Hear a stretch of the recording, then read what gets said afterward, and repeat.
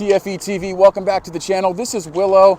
If you've been following my Instagram page, which if you don't, you should probably head over there and check that out. You know who Willow is. I've had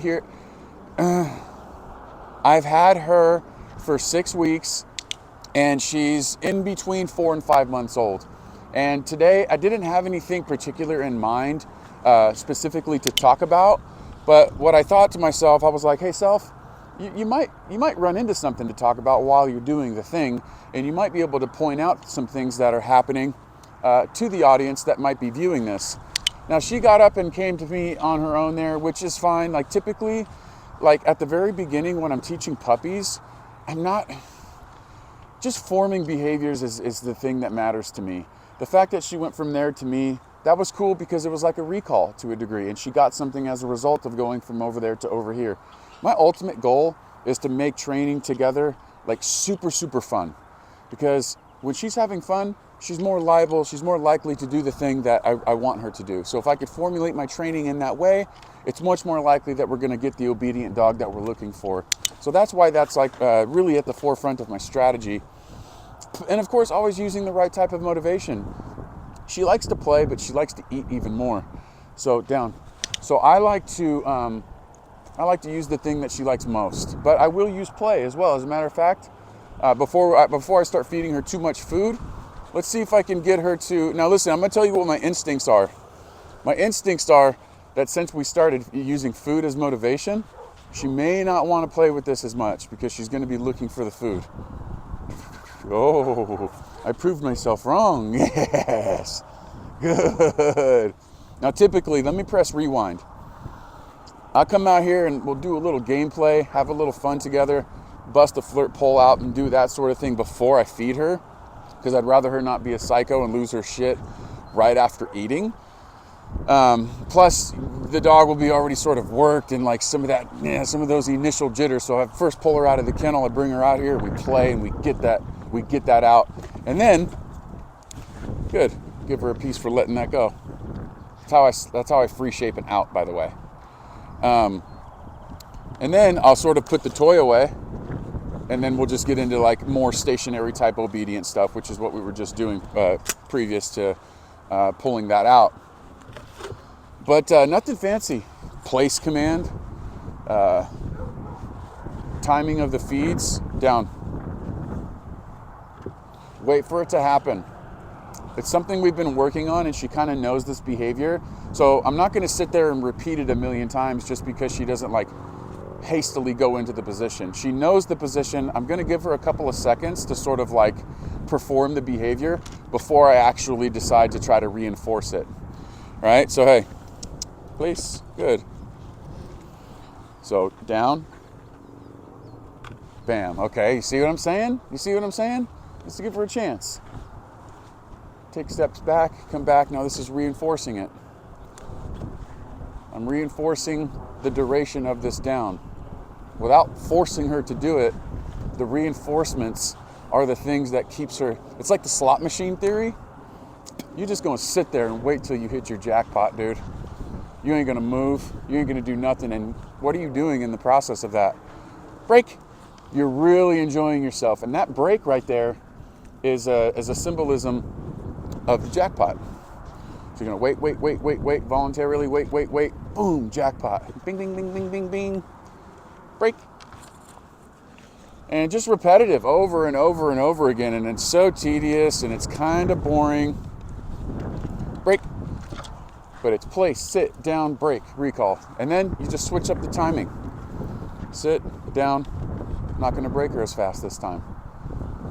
Might reinforce it a couple times. Might try to get her to, you know what I mean? Break. Good job. Sit. Down. Yes. Good. That's another point to be made. I'm not just going to practice the obedience on top of this platform.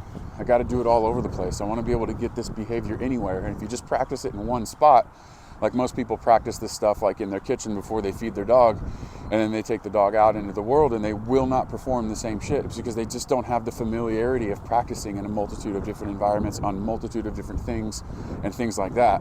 So it's important to practice everywhere, not just in your kitchen. Because a lot of people come here, they're like, oh, my dog knows this, this, this, and this. Then I ask them to do it and the dog doesn't do it. And that's exactly why they don't do it. Sit, down. So we're just gonna reinforce. Down. See how she held it better that second time? So if the dog ever breaks the position, don't get frustrated, don't get mad, break. Bring them back to the same spot and do it again. And then reward them for performing the thing like they were supposed to begin with. But they're not gonna get rewarded a moment before that. Okay? Good. And what else? Since I know the owner of the dog is gonna see this video, this has been 6 weeks of doing this stuff. The dog at a certain stage just will start offering things. I'll just pay it for offering. Continue free shaping. Down. Yes. Wow, she's got it on just a command now. How about that for a 4-month-old dog? You know, pretty cool. Pretty cool stuff. Offered, pay. But somewhere down the line, break.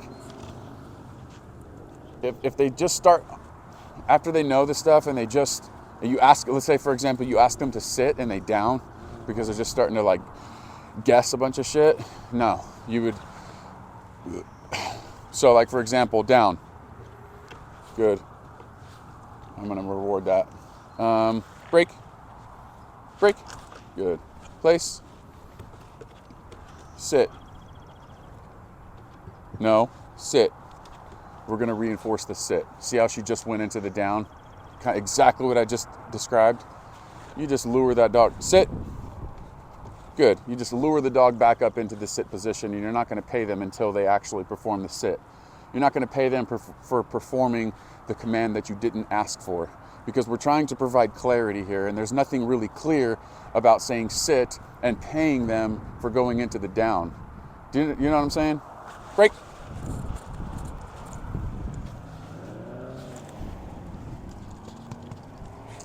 And if you're not hand feeding your dog and you expect like a solid relationship, I don't really know what to tell you. I really don't know what to tell you. Unless it's gameplay that really gets your dog going. But even then, dogs got to eat. You're just wasting an opportunity to form even a stronger relationship by putting the food bowl down and walking away. I still hand feed Joe, at least a meal a day. Now, of course, Joe and I, she's actually a year and a half. We're a lot further along in our training, and we do a lot of different things in terms of advanced obedience, but I'm still gonna want to just continue building and using, she loves food. I'm gonna use that as a way to forge the behaviors to the point where I could eventually get all of those behaviors without even needing food. A lot of people are like, well, at what point do we stop feeding? I'm like, look, dude, if I'm in a formal training session with my dog, I'm going to have a reward for them, regardless of how well trained they are or not. I'm gonna have a way to pay them for what they're working for. For anybody out there that says they don't use food or use a reward system, you're not like me. You're not like me. You're not like me. I don't like working for free. I don't expect my dogs to work for free either. So that's that, dude. We're just out here hand feeding her meal. Willow. She goes home tomorrow, actually. And I say her name. I did a video, if you haven't seen it, on how to teach the dog their name. You can go back and watch that video. Willow is actually the star of that video. It just talks about how making sure that you make that name sound associated with something positive. Willow. Boom. That's pretty much what I talk about it a little more in the video, but that's pretty much it. The sound means something good. What's in it for the dog? If you don't get anything else out of this video, just remember, if you want good results, you have to think in terms of what's in it for the dog. And don't expect good results without earning it. A lot of people just expect dogs to understand things. A lot of people just expect dogs to obey and to come to them and to do this and do that just because they want them to. You don't get that without earning it.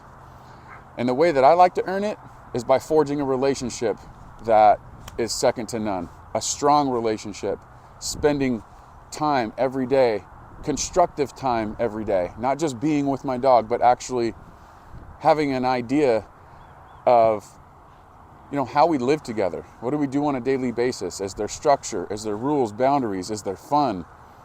These are the types of things I'm thinking about when I'm forging the relationship that I really want with my dog. And that comes by way of earning it. You don't just get it. There's a difference between your dog loving you and your dog respecting you. I like a little bit of both, to be quite honest with you. So anyway, that's all I got for this video. Subscribe to the channel if you haven't. This is the honor system. You do not have to subscribe, but if you're watching one or more of my videos and you're getting value out of them and you're not subscribing, you're the kid that goes up to the candy bowl on Halloween and takes the whole candy bowl instead of just taking one like you should have. Do the right thing. I'm Captain Chad Gabbs, TFE TV. This is Willow. We're going to finish up, and we'll see you at the next one. Peace. Oh, don't forget to leave us a thumbs up if you learned something. It means a lot. Thank you.